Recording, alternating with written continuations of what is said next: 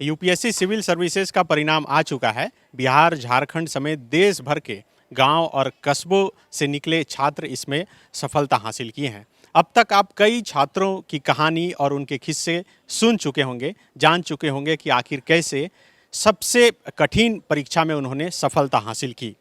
लेकिन आज हम आपको एक ऐसे शख्स से मिलवाने वाले हैं जिन्होंने कई ऐसे छात्र को गढ़े हैं, उन्हें यूपीएससी जैसे परीक्षाओं में सफलता दिलाई है। हमारे साथ हैं अमरेश आर्यन, जो झारखंड के गोड्डा जिला के रहने वाले हैं। अमरेश द प्रयास इंडिया नाम की एक संस्थान चलाते हैं, इंस्टीट्यूट चलाते हैं, जो यूपीएससी परीक्षा की तैयारी कराती है। मुंबई में द प्रयास इंडिया के करीब 8 सेंटर हैं और इस बार द प्रयास इंडिया से करीब 30 बच्चे यूपीएससी में सफल हुए हैं। इससे पहले के सालों में इससे भी अधिक, यानी कि पिछले साल करीब 70 बच्चे सफल हुए थे, उससे पहले करीब 60 लोग इसमें सफल हुए थे। अमरेश से बात करें उससे पहले हम बता दें कि अमरेश आज जो छात्रों को या फिर कहें कि कई ऐसे अभ्यर्थियों को आईएएस बना रहे हैं, खुद इनका जीवन बड़ा संघर्ष भरा रहा। गोड्डा जिला के एक छोटे से गांव के ये रहने वाले हैं। राजधानी रांची में सेंट जेवियर कॉलेज से पढ़ाई करने के बाद ये झारखंड के ही बीआईटी सिंदरी से इंजीनियरिंग किए और उसके बाद अच्छी अच्छी कंपनियों में नौकरी करने के बाद मुंबई में इन्होंने द प्रयास इंडिया इंस्टीट्यूट की शुरुआत की थी। झारखंड से जुड़े छात्रों के लिए खास यह है कि द प्रयास इंडिया का एक सेंटर रांची में भी होने वाला है। अमरेश, बहुत बहुत स्वागत है आपका। जी, बहुत बहुत धन्यवाद द फॉलोअप और उसकी टीम को, थैंक यू। बहुत बधाई की एक तो है कि हमारे गांव, हमारे मोहल्ले या ज़िले से कोई एक छात्र सफल हो जाता है तो हम लोग इतने खुश हो जाते हैं, जश्न मनाते हैं। आपके संस्थान से इतने छात्र सफल होते हैं, इस बार भी 30 छात्र सफल हुए। जी बिल्कुल, एक्चुअली जो सफलताएं मिलती हैं बच्चों को, वो उनके मेहनत के ऊपर भी डिपेंड करता है। तो हमारी टीम, हमने नाम भी अपना प्रयास रखा है, तो काफ़ी प्रयासरत रहते हैं और हमेशा कोशिश करते हैं कि हर वो चीज़ें प्रोवाइड की जाए, एक अच्छी टीचिंग प्रोवाइड की जाए, एक अच्छी स्ट्रैटेजी हो, बच्चे को मोटिवेट रखा जाए ताकि वो हमेशा जो है ज़्यादा से ज़्यादा मेहनत करे और अपना समय जो है उसको इस तरह से मैनेज करे ताकि वो इस परीक्षा को बहुत ही आसानी से और एंजॉय करते हुए क्लियर करे। ये हमारी कोशिश रहती है। तो प्रयास इंडिया के बारे में बताइएगा कि मुंबई में आपने कब इसकी स्थापना की थी, शुरुआत की थी, और अब तक का जो सफ़र है वो कैसा रहा? जी बिल्कुल, एक्चुअली दिसंबर 2015 में हमने इसकी शुरुआत की थी। मुझे पढ़ने पढ़ाने का शौक़ था, तो चूँकि उस समय मैं मुंबई में था तो इसकी शुरुआत वहीं से की गई। सबसे पहले एक चीफ़ कमिश्नर सर थे, उन्होंने ही मुझे शुरुआत कराई थी प्रयास इंडिया की और उस समय से लेके हम लोग अभी तक हमेशा से इनोवेशन पे भरोसा करते हैं। हम लोग का मानना है कि अगर हम टेक्नोलॉजी को भी इन्वॉल्व करें अपनी पढ़ाई में तो शायद हम अपने एफ़र्ट्स को और भी बेहतरीन कर सकते हैं। जो हमारी मेहनत है और जो हमारी स्ट्रैटेजी है वो हम लोग और भी अच्छा कर सकते हैं with the help of technology. Basically इस एग्ज़ाम की जो तैयारी होती है तो बच्चों को सबसे ज़्यादा जो प्रॉब्लम होता है वो क्या है कि सिलेबस, उनको सिलेबस समझ में नहीं आता है क्योंकि यूपीएससी ने इसको बहुत ही मैक्रो लेवल पे डिफ़ाइन किया है। जैसे कि आपको प्रिलिमिनरी जियोग्राफी का सिलेबस आप देखेंगे तो वहाँ पे लिखा हुआ है इंडिया एंड वर्ल्ड जियोग्राफी, तो इसका मतलब है कि आपको पूरा जियोग्राफी पढ़ना है। तो बच्चे इसमें कंफ्यूज हो जाते हैं कि कौन सा बुक पढ़ना है, कौन सा नहीं पढ़ना है, कितना पढ़ना है। तो ये पहले प्रॉब्लम हो जाती है। दूसरी प्रॉब्लम हो जाती है कि पढ़ाई में बहुत सारी चीज़ों को वो नहीं समझ पाते, करंट अफेयर्स का प्रॉब्लम हो जाता है। तो हमने इन सब चीज़ों पे काफ़ी रिसर्च किया। हमारी जो रिसर्च एंड डेवलपमेंट टीम है वो काफ़ी मतलब मेहनत करती है। तो हमने एनालाइज़ किया कि जो सिलेबस को जो डिवाइड किया जाए, जो तोड़ा जाए, वो एक फैक्ट के हिसाब से किया जाए। मतलब प्रीवियस ईयर्स का जो पेपर्स है उसको हमने टॉपिक वाइज ब्रेक किया और इससे हमने वेटेज निकाला कि कौन से पर्टिकुलर टॉपिक से कितने क्वेश्चंस हर साल पूछे जा रहे हैं। इससे क्या हुआ कि हमें ये समझ में आ गया कि ओके, टॉपिक नंबर 1 से बहुत कम क्वेश्चंस पूछे जा रहे हैं, तो आप इसको स्किप मत करो, पढ़ो, बट इसके ऊपर बहुत समय मत वेस्ट करो। क्योंकि अगर आप टारगेटेड स्टडी करना चाहते हो, जैसे मैं आपको एग्जांपल देना चाहता हूँ, इंडियन पॉलिटी एक सब्जेक्ट है जिसमें एक टॉपिक है प्रीएम्बल।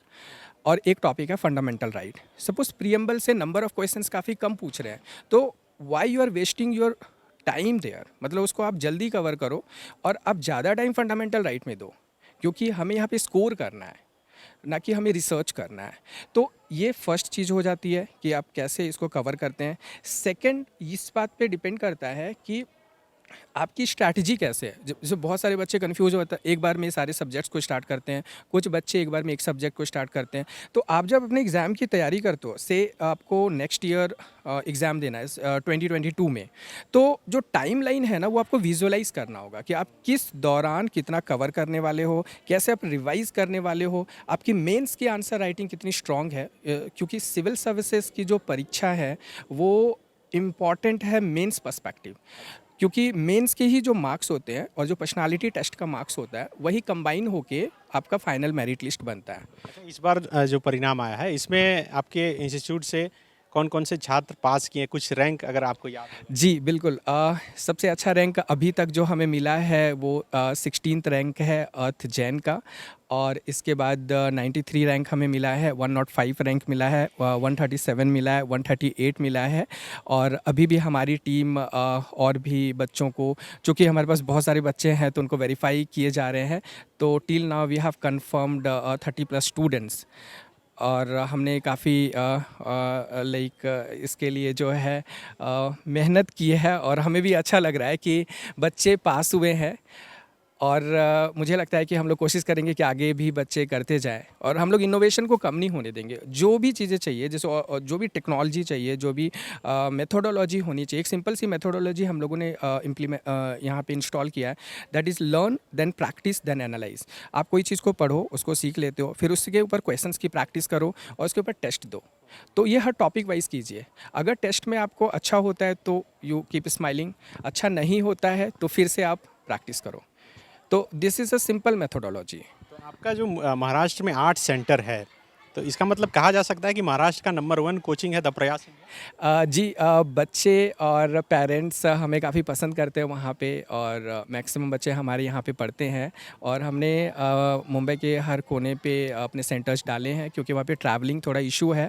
और चूँकि मेरा सिटी है रांची, और यहाँ से भी काफ़ी बच्चे बता रहे थे कि यहाँ भी होना चाहिए सेंटर, तो इसीलिए मैं यहाँ पे आया हुआ था, और हमारा सेंटर यहाँ पे भी ओपन हो रहा है, और सून मतलब विद इन 1 वीक ये स्टार्ट हो जाएगा। बिल्कुल, देखिए बहुत बड़ी बात अमरेश जो है बता रहे हैं कि राजधानी रांची या फिर पूरे झारखंड से, आप अभी भी जो परिणाम आया है, झारखंड से जो भी लड़के इसमें या फिर छात्र छात्राएं इसमें सफल हुए हैं, वो या तो दिल्ली या फिर किसी अन्य शहर में रहकर तैयारी कर रहे थे और उसके बाद सफल हुए हैं। लेकिन द प्रयास इंडिया, जिससे कि हर साल करीब 50 छात्र छात्राएं सफल होते हैं, उनका एक सेंटर रांची में है। मकसद यही है कि यहाँ के छात्र यहीं पर पढ़कर यूपीएससी की परीक्षा तैयारी करेंगे। जी बिल्कुल। एक्चुअली जो चीज़ें हैं कि टीचिंग, ओके, सो हमारे पास सेंट्रलाइज्ड टीचिंग है। जो टीचर्स हैं, जो दिल्ली में, मुंबई में, चेन्नई में, बेंगलोर में, कहीं पे भी पढ़ाते हैं, वही आके पढ़ाने वाले हैं। तो टीचिंग का प्रॉब्लम ख़त्म हो गया कि अगर लोकल टीचर्स बहुत अच्छा नहीं पढ़ा सकते, वेल ट्रेन टीचर्स चाहिए, तो वो हमारे पास है। दूसरी बात है कि कंटेंट्स, ओके, तो कंटेंट हमारी जो ऑपरेशन टीम है, जो सेंट्रलाइज टीम है, वो क्रिएट करती है। और मैनेजमेंट तो आज के डेट में लाइक लॉकडाउन से तो सब लोग सीख ही गए होंगे कि मतलब ऑनलाइन भी चीज़ें मैनेज होती है। तो बेसिकली यहाँ पे हम लोगों ने जो सेंटर डाला है वो काफ़ी रिसर्च एंड डेवलपमेंट के बाद का परिणाम है। और मुझे लगता है कि अभी सेंटर्स पूरी तरह से फर्निश नहीं हुआ है, और 3 से 4 दिनों में ऑलमोस्ट 50 से ज़्यादा लोग विजिट करके गए हैं। So they are waiting to get the admission there. लेकिन जैसे ही हमें ग्रीन सिग्नल मिलेगा हमारे ऑपरेशन टीम से, so we will start our classes and everything. तो maybe most probably October first week और सेकेंड वीक में we are going to launch it. Ranchi के हरिओम टावर, रांची का हरिओम टावर जिसे कि एजुकेशनल हब भी माना जाता है, उसी में 4th फ्लोर पे रूम नंबर 401 में द प्रयास इंडिया इंस्टीट्यूट जो है खुलने जा रहा है। हालांकि अभी काम चल रहा है, जैसा कि अमरेश ने बताया।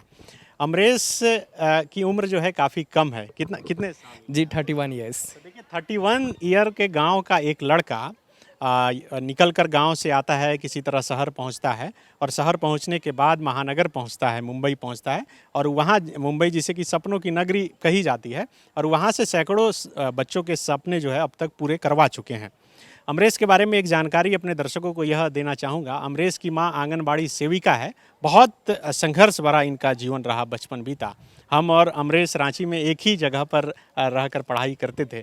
अमरेश, जब आप यहाँ पर रांची में रहकर पढ़ाई करते थे, मुझे याद था कि आपके मामा ने साइकिल गिफ्ट की थी और उसके बाद आप आ रहे थे, जा रहे थे। तो कैसे इतने उम्र में इतना कुछ हासिल कर पाना हमारे जैसे युवा लड़के के लिए एक बहुत बड़ा सपना होता है। अ, जी, मामी ने साइकिल गिफ्ट किया था।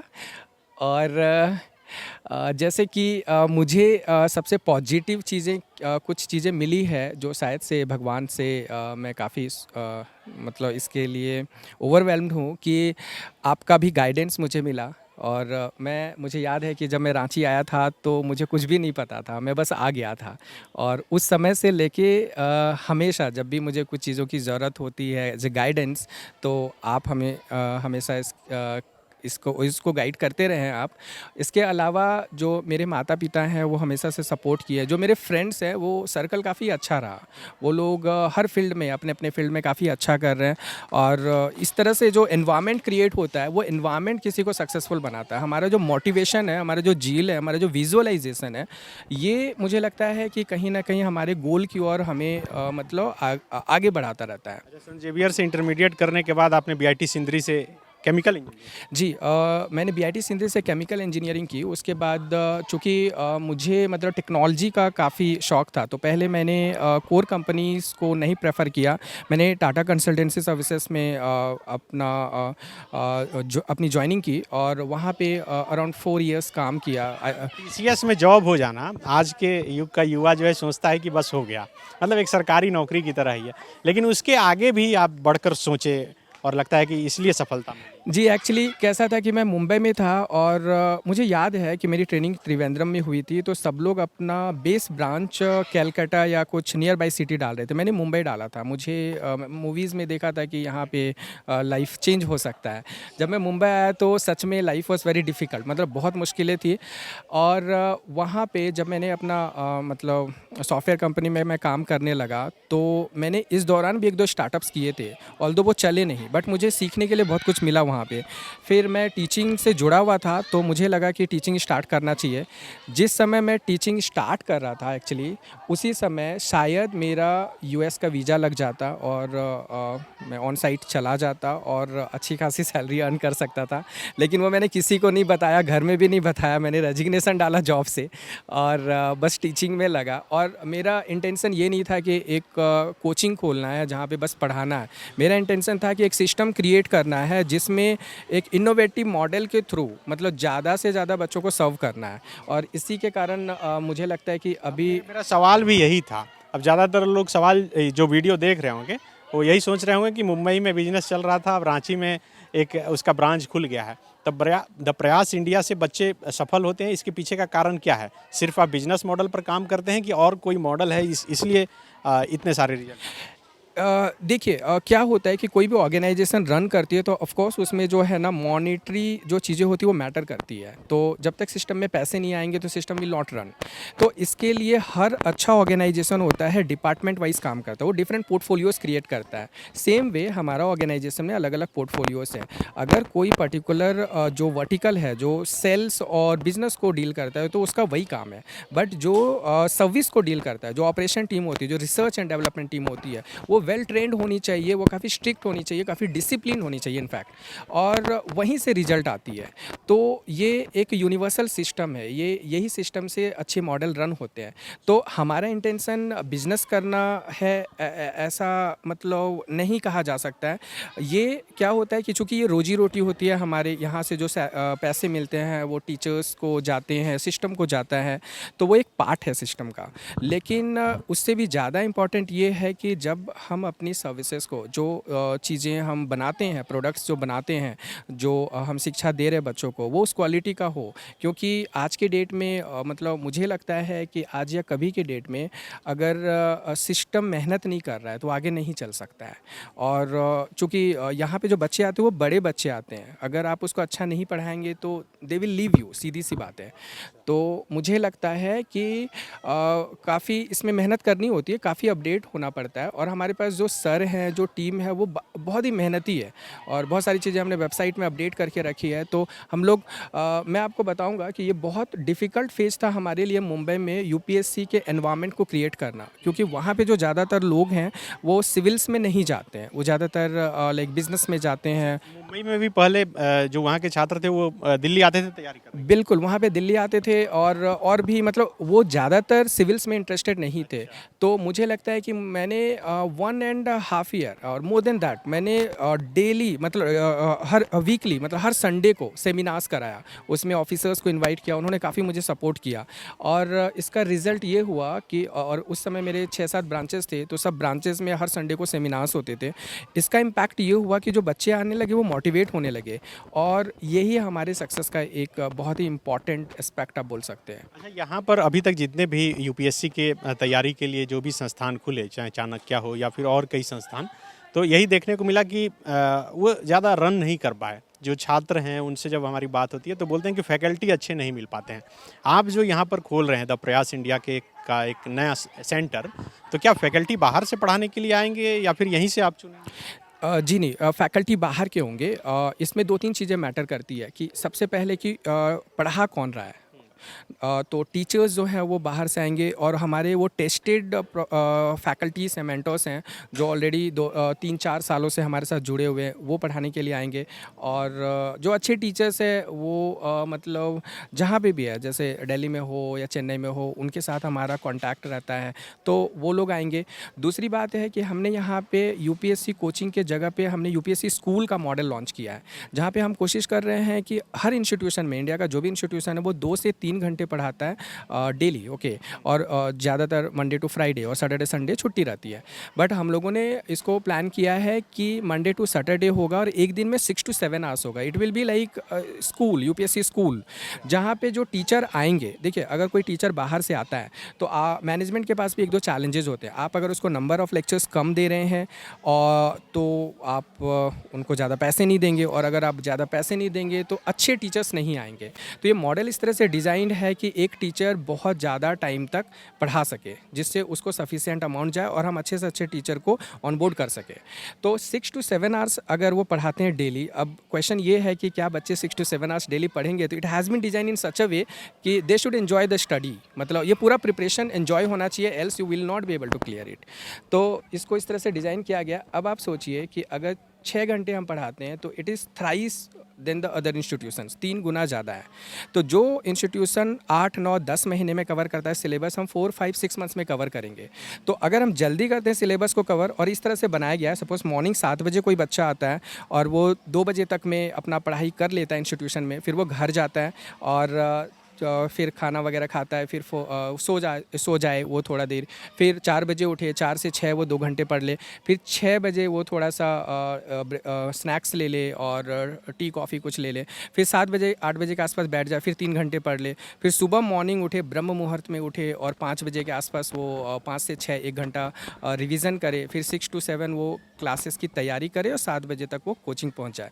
तो यहाँ पे देखेंगे तो 2 घंटे और रात में 3 घंटे और सुबह 1 घंटे, 6 घंटे उसकी सेल्फ स्टडी और 6 घंटे हमारे इंस्टीट्यूशन के साथ स्टडी। अगर कोई बच्चा 12 घंटे पढ़ता है, और हमने जो मॉडल तैयार किया है कि वेटेज के हिसाब से पढ़ो, जहाँ पे ज़्यादा पढ़ने की ज़रूरत है वहाँ ज़्यादा टाइम दो, तो उसको शायद से पढ़ाई ईजी लगेगी, उसको शायद से मज़ा आएगा। और जल्दी अगर कंप्लीट हो जाता है सिलेबस, तो मुझे लगता है कि उनके पास एक जो कीन होता है कि मुझे क्लियर करना है इस साल, क्योंकि जो बच्चे नहीं क्लियर कर पाते वो एक ही कारण नहीं क्लियर कर पाते क्योंकि उसको डर रहता है कि मेरा सिलेबस नहीं कंप्लीट हुआ है। तो 5-6 महीने में सिलेबस कंप्लीट हो जाता है और जम के वो प्रैक्टिस करते हैं। And along with completion of syllabus, मतलब मेंस की आंसर राइटिंग होनी चाहिए, ऑब्जेक्टिव क्वेश्चन सॉल्व होनी चाहिए, तो ये सारी चीज़ें काफ़ी ज़रूरत है। तो ये स्ट्रैटेजी बहुत इंपॉर्टेंट होता है और हमारी R&D टीम इसके ऊपर काफ़ी काम करती है और काफ़ी इनोवेटिव मॉडल से हम लोग कोशिश करते हैं इसको एग्जीक्यूट कराएं। अब तो ब्लेंडेड लर्निंग हो गई है कि बहुत सारी चीज़ें, जैसे करंट अफेयर्स है तो नोट्स मिल जाता है और ऑनलाइन भी लेक्चर्स मिल जाते हैं, ऑफलाइन लेक्चर्स मिल जाते हैं। तो लर्निंग के लिए बहुत सारी चीज़ें आ गई है, मुझे लगता है ऐसा। और जो बच्चे अगर सच में बहुत डेडिकेटेड हैं तो वो ज़रूर इसको कर पाएंगे। जो लोग चाहते हैं कि द प्रयास इंडिया से जुड़े, अब उन्हें थोड़ा इंतज़ार करना होगा। जी नहीं, मुझे लगता है कि 1 वीक का मैक्सिमम लगेगा, क्योंकि सारी चीज़ें हो गई है। और चूँकि ऐसा है कि स्टार्ट जब होती है तो बहुत ही बेहतरीन स्टार्ट होनी चाहिए। बच्चे जब आए तो उसको पहला ही दिन मोटिवेशनल होना चाहिए कि ठीक है, अब मैं मतलब अपना तैयारी जर्नी स्टार्ट कर रहा हूँ। और यहाँ पे हम लोगों ने रखा है कि कोई छुट्टी वगैरह नहीं मिलेगी, बिकॉज़ वी डोंट वांट कि जो है ना, जैसे सपोज़ कोई फेस्टिवल आ गया तो आप 10 दिन चले गए या 2 दिन चले गए, रिदम टूट जाता है। एक्चुअली आपकी छुट्टी 1 दिन की होती है, बट आपका 3 दिन वेस्ट होता है। तो यहाँ पे इधर नो लीव और लॉन्ग लीव। जब मॉड्यूल कंप्लीट होगा तो हम आपको 10 दिन की छुट्टी दे देंगे कि ठीक है, आप 10 दिन अपने फैमिली के साथ एंजॉय कर लीजिए, पूरे साल में 1 या 2 बार दे देंगे। बट ये नहीं है कि आप जो है लाइक थोड़ा सा पढ़ाई किए, बीच में कोई फेस्टिवल आ गया फिर छुट्टी चाहिए, तो इससे थोड़ी सी हमारी सिस्टम में प्रॉब्लम होगी।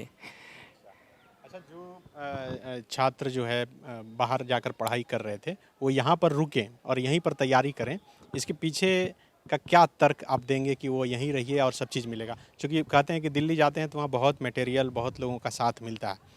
यहाँ तो कुछ वैसा साथ मिल नहीं पाएगा। जी, जी, यहाँ पे सब मिलेगा। जी, अगर आप बाहर जाते हैं, सपोज़ कि अगर आप आईआईटी बॉम्बे जाते हैं, तो वो है एक इंस्टीट्यूशन है जहाँ पे आप पढ़ाई करने जा रहे हैं। आप बाहर जा रहे हैं यहाँ पे तैयारी करने के लिए एक एग्ज़ाम की, तो क्यों जा रहे हैं? क्योंकि आपको टीचर्स अच्छे चाहिए, मटेरियल्स अच्छे चाहिए, एक अच्छा मैनेजमेंट चाहिए, सपोर्टिव चाहिए, आपके डाउट क्लियरेंस होने चाहिए, आपको ज़्यादा से ज़्यादा समय पढ़ाई में एंगेज होना चाहिए। तो इन सब चीज़ों को अगर देखेंगे तो अगर आपको आपके सिटी में मिल जाता है, आपके विसिनिटी में मिल जाता है, तो क्यों आप जाएँगे? कोई नहीं जाएगा। और अभी आफ्टर दिस लॉकडाउन मुझे लगता है इस पेंडेमिक के बाद एक नया ट्रेंड्स है कि बच्चे जो है ना, मतलब एक जगह नहीं जाना चाहते हैं, वो अपने नियर विसिनिटी में अच्छे कोचिंग्स को देख रहे हैं। और बहुत सारी चीज़ें अभी सेंट्रलाइज्ड हो गई है, टेक्नोलॉजी इतने लेवल पे आ गई है कि क्वालिटी को मेंटेन किया जा सके। तो मुझे लगता है कि अगर सारी फैसिलिटी बच्चों को मिलती है तो उन्हें नहीं जाना चाहिए और नहीं जाएंगे वो। दूसरी बात है कि आपकी पढ़ाई नहीं, वहाँ पे जो लॉजिंग एंड फूडिंग होती है उसके एक्सपेंसेस भी काफ़ी ज़्यादा होते हैं। और अच्छी बात मैं आपको बताऊं कि हमने कोशिश की है कि प्रयास के फ़ी स्ट्रक्चर को इस तरह से मैनेज करने के लिए कि वो बहुत ही मतलब हाँ, मतलब बॉदरिंग तो बिल्कुल नहीं हो। और वो अभी भी नहीं है हमारे, इनफैक्ट मुंबई शहर में भी जो हमारा फ़ी स्ट्रक्चर वो काफ़ी हमने कम करके रखा है। और यहाँ पे भी हम लोग मैनेज करने की कोशिश कर रहे हैं कि वो मतलब हाईएस्ट लेवल पे अफोर्डेबल फ़ी स्ट्रक्चर को हम लोग रखेंगे। अच्छा, एक आखिरी सवाल, इस बार का परिणाम देखें या फिर पहले 2-3-4 साल का परिणाम देखें, ज़्यादातर यही देखने को मिलता है, या तो बीटेक एमबीए किए हुए छात्र सफल होते हैं, या फिर जो पहले से कहीं पढ़ाई नौकरी कर रहे हैं, जॉब कर रहे हैं, तो वो सफल होते हैं। इसके पीछे का कारण क्या है कि जो कंटिन्यू पढ़ाई करने वाले जो छात्र हैं, जो सिर्फ सिविल सर्विसेज की तैयारी शुरू से करते हैं, वे सफल नहीं हो पाते? इसकी वजह? जी, ये जो सिविल सर्विसेज है वो आपको जो यूपीएससी है वो आपको ऑप्शन देता है कि आप किसी भी स्ट्रीम से हो, आप बीए हो, बीकॉम हो, बीएससी हो, बीटेक हो, बीई हो, बीबीए हो, आप एलिजिबल हैं इस एग्ज़ाम को देने के लिए। अब रही बात कि इंजीनियरिंग ग्रेजुएट्स काफ़ी नंबर्स में क्लियर करते हैं इस एग्ज़ाम को। इसके पीछे 2-3 चीज़ें हैं कि जो सब्जेक्ट्स है, जो आप सिलेबस देखेंगे, जैसे हिस्ट्री, जियोग्राफी, इकोनॉमी, पॉलिटी, ये जो सिलेबस है, तो ऐसा नहीं है कि ये एकदम सेम जियोग्राफी है जो आप ग्रेजुएशन में पढ़ते हैं। थोड़ा सा प्रैक्टिकल लेवल पे है और ये एग्ज़ाम एक एडमिनिस्ट्रेटर का डिमांड करता है। तो ये जिसके पास वो क्वालिटी है, जिसके पास जो मेहनत करता है, बेसिकली आप क्यों पढ़ते हो कॉन्स्टिट्यूशन ऑफ इंडिया को? क्योंकि आप समझ पाएंगे कि हमारे लॉज क्या हैं, देन आप कुछ डिसीज़न ले पाएंगे। आप जियोग्राफी क्यों पढ़ते हो? ताकि आपको पता चले कि हमारा देश दुनिया कैसे है, हमारी मिट्टी कैसी है। आप हिस्ट्री क्यों पढ़ते हो? क्योंकि आप पुरानी चीज़ों को देख पाओ, एनालाइज कर पाओ, बेटर डिसीज़न ले पाओ। आप इकोनॉमी क्यों पढ़ते हो? क्योंकि आप फाइनेंशियल सिस्टम को समझ सको अच्छे से। तो ये जो सब्जेक्ट्स हैं, तो यूपीएससी ने बहुत बेहतरीन तरीके से डिफ़ाइन किया है। और जो भी बच्चा, चाहे वो इंजीनियरिंग हो या कोई भी ग्रेजुएट हो, वो इसको उसको स्टार्ट करता है तो उसको ये इस चीज़ की फील नहीं होती है कि वो ग्रेजुएशन आर्ट्स से किया है कि कॉमर्स से किया है। जहाँ पे इंजीनियरिंग ग्रेजुएट्स की बात है तो इट ऑल डिपेंड्स कौन सा बच्चा कितना मेहनत करता है। अगर बच्चे मेहनत करते हैं तो किसी भी बैकग्राउंड के हो वो ज़रूर क्लियर करते हैं इस एग्ज़ाम को। अच्छा, यहाँ पर सिर्फ यूपीएससी की तैयारी आप लोग करवाएंगे कि और कुछ? जी यहाँ पे चूँकि बहुत सारे बच्चे जो है ना यूपीएससी सिविल सर्विसेज की तैयारी करते हैं, बट चूँकि लाइफ में ऑल्टरनेट भी कभी कभी थोड़ा देखना होता है तो मोस्टली वो स्टेट सर्विसेज जो होते हैं उसमें भी अपीयर होते हैं। इसीलिए इस चीज़ को ध्यान में रखते हुए हमने जेपीएससी स्टेट सर्विसेज जो है और बीपीएससी जो है उसको भी हम लोगों ने फोकस किया हुआ यहाँ पे। तो यहाँ पे UPSC civil services, JPSC and BPSC की तैयारी होगी। ये थे अमरेश, जिनकी बात आप सुन रहे थे। यूपीएससी का परिणाम आया है और हर ओर यही चर्चा है कि यूपीएससी में कौन सफल हुआ, कौन असफल हुआ। जो सफल हुआ उससे हम आप आस पड़ोस सभी लोग रिश्ता नाता जोड़ के अपनी अपनी खुशियां मना रहे हैं। लेकिन अमरेश से बात कराना इसलिए भी ज़रूरी था, एक तो हम लोग साथ में रहे हैं इसलिए, दूसरा इसलिए क्योंकि खुद संघर्षों से निकलकर अमरेश यहाँ तक पहुँचे और यहाँ तक पहुँचने के बाद उन सैकड़ों छात्रों का अब तक सपना और ख्वाब पूरा कर चुके हैं यूपीएससी कंप्लीट करवाकर। और इसलिए झारखंड की ज़मीन पर ये फिर से लौट रहे हैं। एक तो मुंबई में इनका आर्ट सेंटर रन हो ही रहा है, वो रन होगा ही, लेकिन रांची में एक सेंटर जो खुल रहा है, एक बार आप वहाँ पर पहुँचकर देखकर बात कर समझिए और अच्छा लगे तो एक बार जुड़िए और तैयारी करिए। हो सकता है कि आपके सपनों में भी पंख लगे और आप भी इसी तरह जब यूपीएससी का परिणाम निकले तो हम आपके द्वार तक इंटरव्यू लेने के लिए पहुंचे। अपने सहयोगी विवेक के साथ सनी सारद, द फॉलो, रांची। विवेकानंद विद्या मंदिर स्कूल एक CBSE affiliated English medium coed school है। हम शिक्षा के साथ संस्कार देते हैं। thefollowup.in. Like, share and subscribe. www.thefollowup.in